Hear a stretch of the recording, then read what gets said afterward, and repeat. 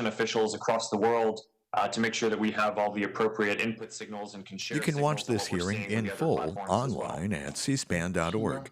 We leave it now to take you live to a campaign event with Vice Presidential candidate Kamala Harris in Georgia.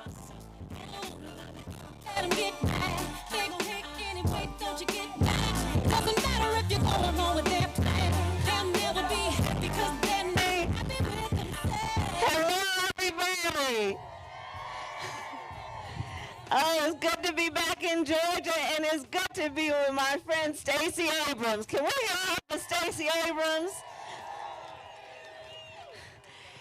You know, I was just talking to Stacey, and I said, look at where we are, Georgia. Look at where we are and where you have been and what you have been doing. Organizing and mobilizing and getting folks registered to vote. You know, early voting is now over, but we want to remind everybody they can drop off their ballots in the drop boxes. So we want to make sure that they're doing that through 7 o'clock on Election Day. But I was just saying to Stacey Abrams that I'm so thankful to her for the work that she has been doing for years to fight for Georgians and the right to vote. What she has been doing for years to fight that good fight, often with just thankless energy, but she keeps giving. And all that we are looking to now in terms of Georgia and the prospect of what we might accomplish in this state, in large part, we have to say, thank you, Stacey Abrams, for the work you have done.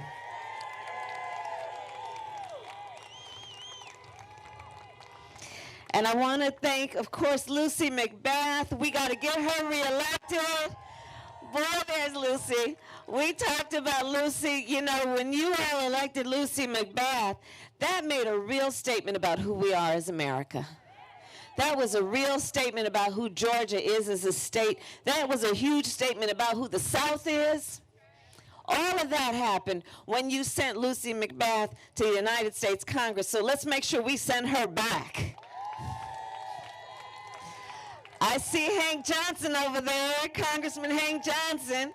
I want to thank him for your longstanding friendship. You know, Lucy and Hank and I serve in the Congressional Black Caucus together, and I see these guys when they are in the room with no cameras, and I see them when the cameras are on, and they're always the same person fighting for the people of Georgia and working families of Georgia. And I want to thank you both for your friendship and all the support you've been giving Joe and me. Thank you. Carolyn Boudreaux, where are you? Where is she? We got to make sure, there you are. We got to send you to the United States Congress, right, Georgia? And John Ossoff, I'm going to be with him today. I don't know if he's out here yet, but we got to send him to the United States Senate. We got to take back the majority in the United States Senate. His name is pronounced John. I want to thank, of course, the Democratic Party Chair, Nikema Williams, who is also going to go. There she is, in that great, great tradition of our dear, dear, now ancestor and hero, John Lewis. Nikema, we're all so proud of you. And Leslie Palomino, who introduced me, and Stacey said it, really just a voice about who we are again as a country and our future. And when I look at her and so many of our young leaders, I know our future is bright. So I'm back in Georgia. We got 2 days to go. And I came back to Georgia because I wanted to just remind everybody that that something's happening over there. Okay. Right, there we go. We don't want it to fall. You all are going to decide who's going to be the next president of the United States. You are. You're going to decide who's going to be the next president of the United States. And so I am back in Georgia to thank you for all you've been doing these years and these months and these weeks and these days. Look at the kind of turnout we've already seen in terms of early voting. And I just wanted to come back to remind us that we still have a ways to go. And you know, that last leg of a long trip is usually the longest and the most important. And so this is not the time to let up. This is the time to put our feet on that pedal and go and get this thing done and make sure everyone votes, that they drop off their ballots and drop boxes now. Don't put it in the mailbox, put it in a drop box, or vote on election day, because there's so much at stake.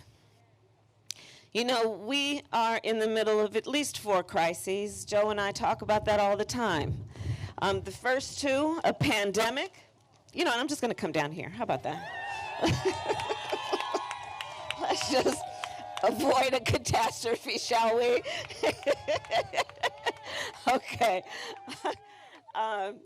So we are in the middle of a few crises. And for all of the friends in the cars, I'm thinking of you. I'm looking at you even if you can't see me. So there we go. There we go.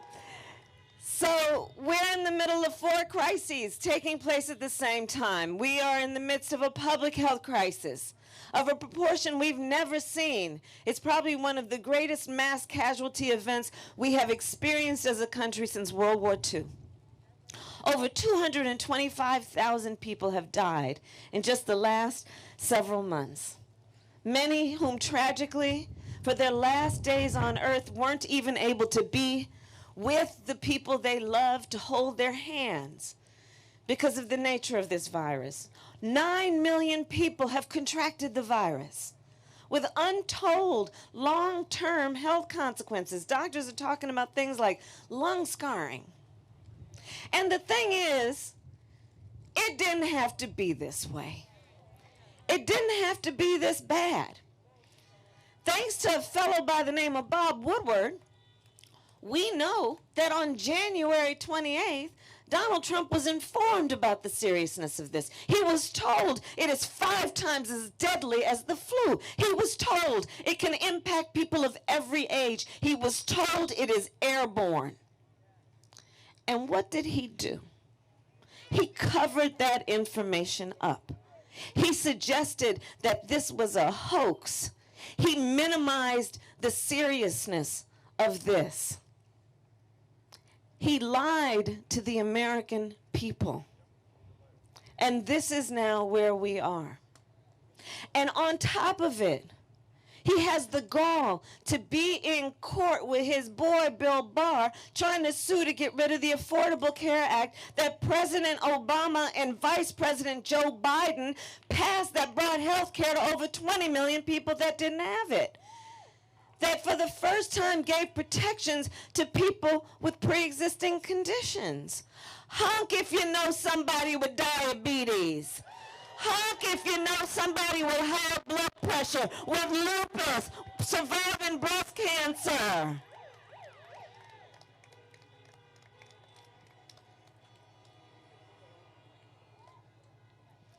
And they want to take it away. They want to sue to get rid of it. So you have that on the one hand. On the other hand, you have Joe Biden. Joe Biden, who says, we need to expand Obamacare. We need to expand it to the point we bring down the cost of prescription drugs, bring down the cost of premiums, bring down the age of Medicare eligibility to age 60. Joe Biden, who says, we understand that when we're talking about health care, the body doesn't just start from the neck down, it includes the neck up, and that's called mental health care. There's a very clear choice in this election. Let's look at the crises that we are facing in terms of this economic crisis. Over 30 million people filed for unemployment in just the last several months.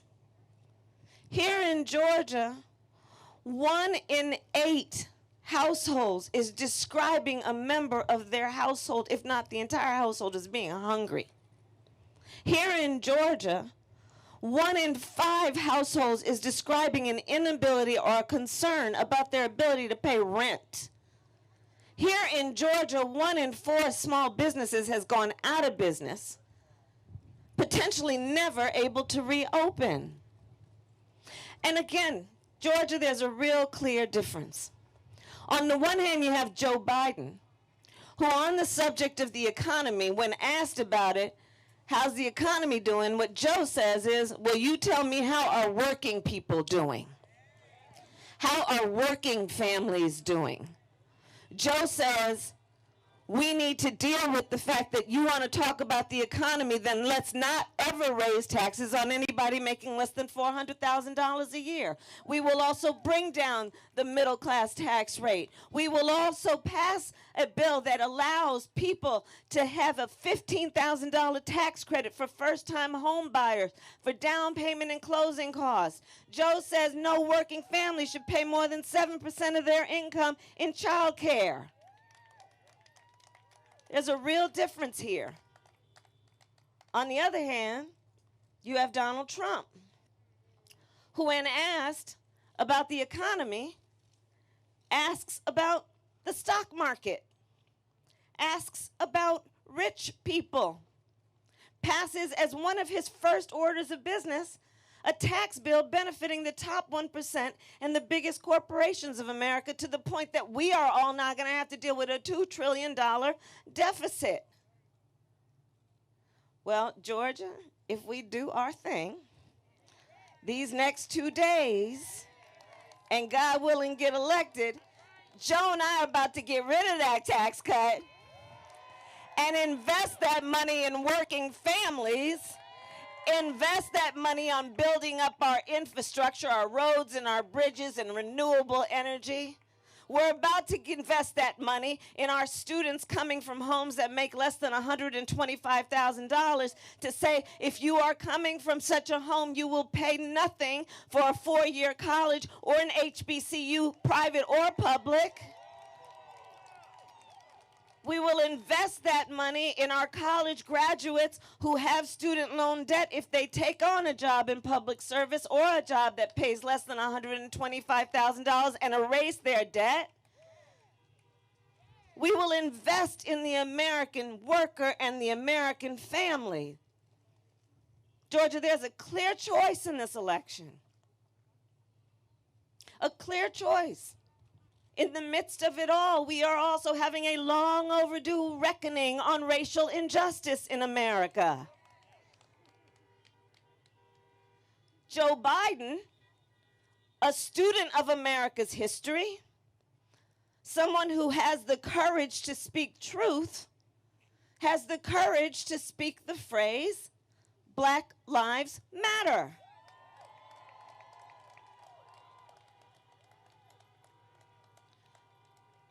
Joe Biden says, let's deal with it. Deal with the history that has resulted in stark disparities based on race in our healthcare system, in our criminal justice system, wealth disparities, educational disparities. Joe says, let's deal with that on criminal justice. We will decriminalize marijuana and expunge the records of people who have been convicted for marijuana offenses. We will shut down private prisons. We will end the cash bail system, which is not only a criminal justice issue, but an economic justice issue. We will require reform of policing. We will ban chokeholds and carotid holds, because George Floyd would be alive today if that were the case. We will require a national registry of police officers who break the law, because it shouldn't be that you get fired in one place and then get to go to another place and get hired there. Joe says, let's deal with the racial disparities in our healthcare system when we see that blacks and Latinos are 3 times as likely to contract COVID and twice as likely to die from it. When we see that our Native American brothers and sisters have the highest rates of diabetes of any population in our country. When black women are 3 to 4 times more likely to die in connection with childbirth than other women. Joe says, let's deal with that. On the other hand, you have Donald Trump, who at that debate, you all remember that first debate? At that debate, refused to condemn white supremacists, and then didn't stop there. He doubled down and said, stand back and stand by. In Georgia, here's the thing. It's not like it was a one-off. Don't forget, when he was running for office and thinking about his political career, he had the gall to question the legitimacy of America's first black president. Don't forget on Charlottesville, where folks were peacefully protesting racial injustice. A young woman was killed. And on the other side, there was a group of neo-Nazis wearing swastikas, carrying tiki torches, spewing racial and anti-Semitic epithets. And the President of the United States said there were fine people on each side. A president of the United States who called Mexicans criminals and rapists, who as his first order of business, put in place a Muslim ban. Georgia, we are better than this. We deserve better than this. We want a president who understands that regardless of where you live, your race, your gender, your age, the language your grandmother speaks, that we all have so much more in common than what separates us. America knows we need a leader like Joe Biden who understands the importance of bringing folks together, who understands that the real measure of a person's strength is not based on who you beat down, it's based on who you lift up.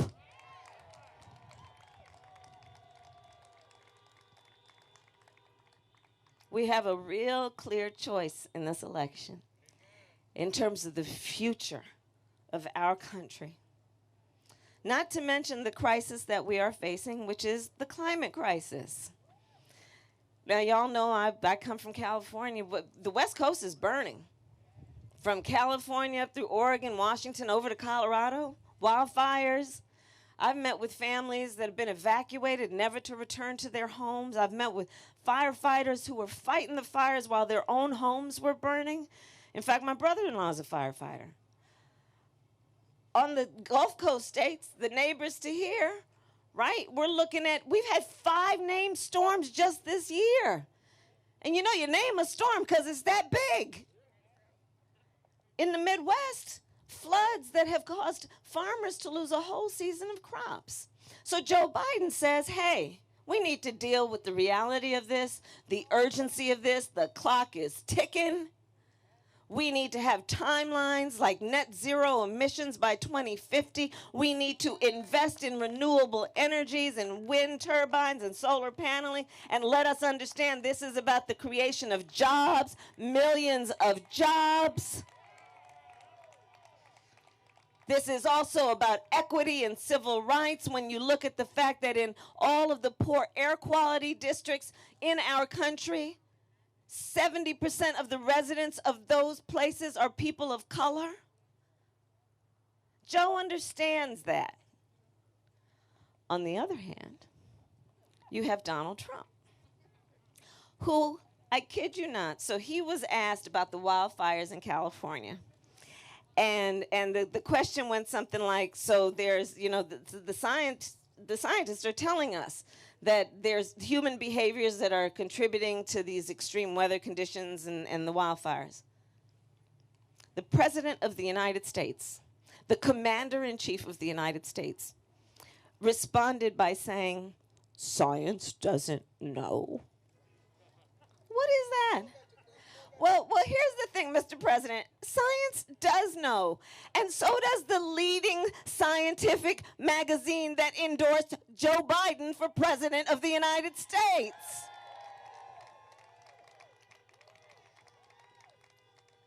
So everything is at stake. And that brings me to today and this vote. So by virtue of us all being here together, this is a group of leaders. This is a group of leaders. And so, like you, I have been asked by folks, why should I vote? And I believe there are 3 reasons. One, Let's honor the ancestors. Honor the ancestors. And Georgia, for you, this is a particular point of pride in that most incredible now ancestor who was a great American hero by the name of Congressman John Lewis. And what we know he did in shedding blood on that Edmund Pettus Bridge. Got arrested 40 times, got in good trouble, told us to get in good trouble. And you know the thing about John, and Lucy knows this, he was an extraordinary human being.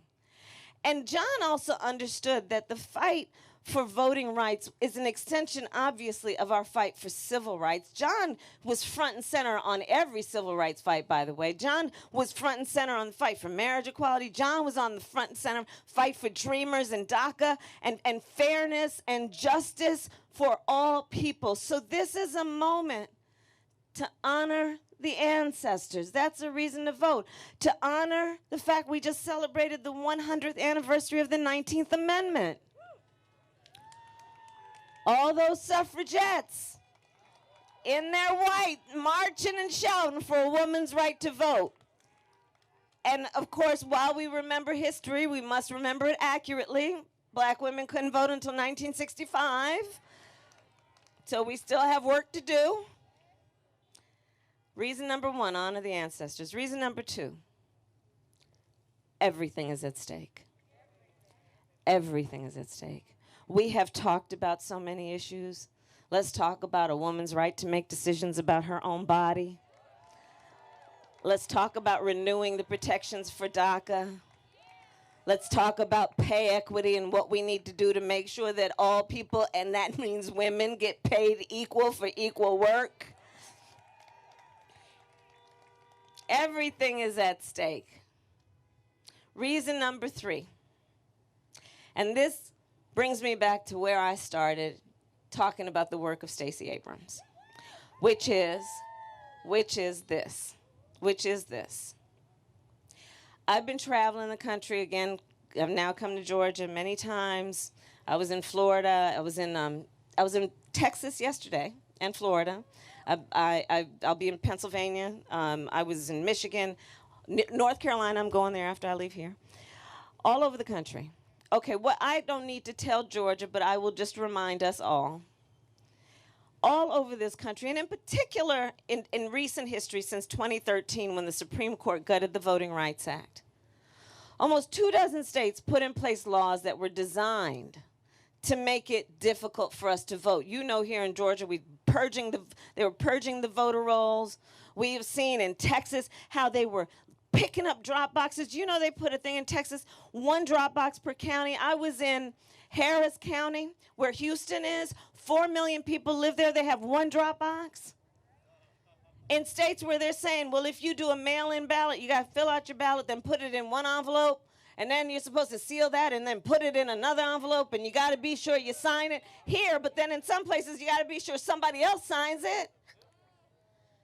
Trying to make it difficult. Trying to confuse people. They were even messing with the post office. The post office. I mean, the nicest people work for the post office. And so we've got to ask, why do you think so many powerful people are trying to make it so difficult for us to vote? And I do believe the answer is because they know our power. They know our power. They know when we vote, things change. They know when we vote, we win. And so let us not ever let anybody take our power from us. It is ours. And election time, the power of our voice is through our vote, and we will not be deterred. We will not be sidelined. We will not be silenced.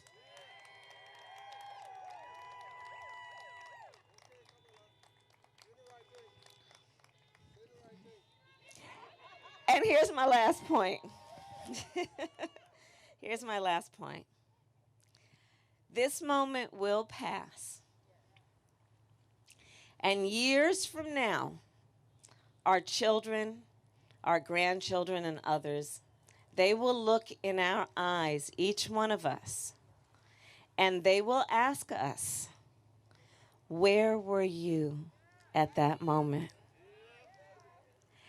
And what we will tell them is so much more than just how we felt.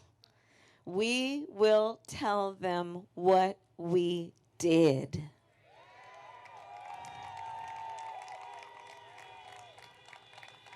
We will tell them about this particular Sunday afternoon when we were hanging out in a parking lot together. We will tell them how we organized and mobilized. We will tell them how we called and we texted everybody we knew to the point that they got tired of us, but we knew they would get over it. And we will tell them we elected Joe Biden the next president of the United States. Thank you all.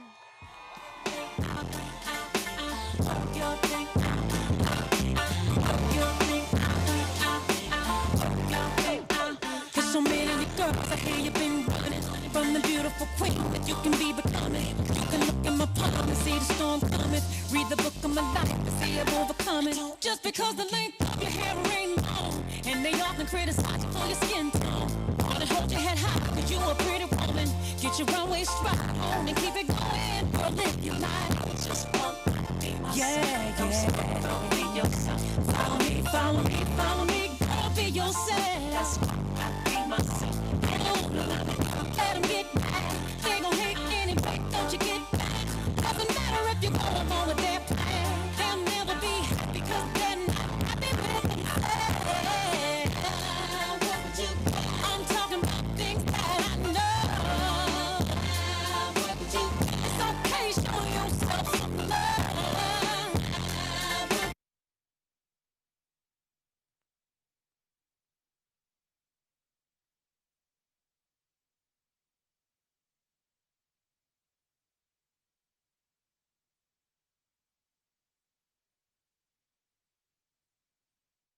The presidential candidates